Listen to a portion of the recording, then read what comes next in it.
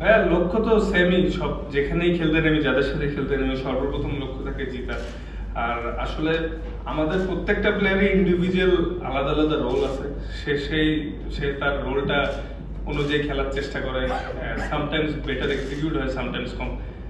আপনি আমি শিওর যে সবাই এটাই চেষ্টা করবে, এবং যার যেই নতুন স্কিল আছে ওগুলা এক্সপেরিমেন্ট করার ভালো একটা সুযোগ এই দুইটা ম্যাচ। আমি শিওর আমরা সবাই সেটা চেষ্টাও করবো ইনশাল্লাহ। আর সুমন ভাই লাস্ট কিছুদিন অনেক ভালো ট্রেনিং করছে, অনেক হার্ড ট্রেনিং করেছে।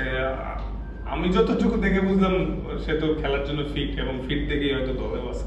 কারণ প্রত্যেকটা সিলেকশনের আগে আমি শিওর যে ফিজিও ট্রেনার এবং মেডিকেল টিম সব প্লেয়ারদের বিষয়ে ফিডব্যাক দেয় সে কতটুকু ফিট আছে।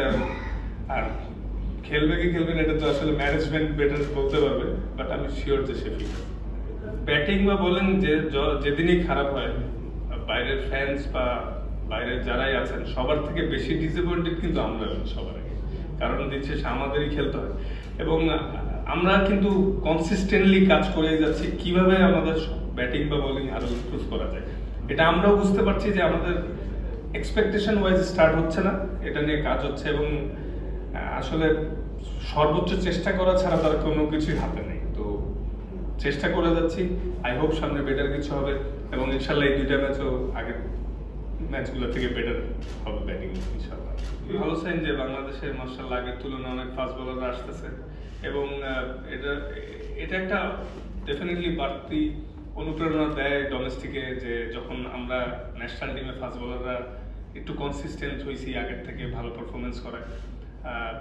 এটা যত চলবে এবং সুযোগ পেলে সামটাইমস অফ টাইমে যদি আমাদের কিছু ফাস্ট বোলাররা বাইরের ফ্রাঞ্চাইজিও খেলে, সব মিলে হয়তো আমাদের ইমপ্রুভমেন্ট আরো বেশি হবে। এবং ফাস্ট বোলারদের প্রসেসটা অনেক বেটার হয়েছে, সবাই আগের থেকে বেশি সিরিয়াস হয়েছে, লাইফস্টাইল এবং মেইনটেনেন্স সবাই আস্তে আস্তে আমরা জানতে পারতেছি।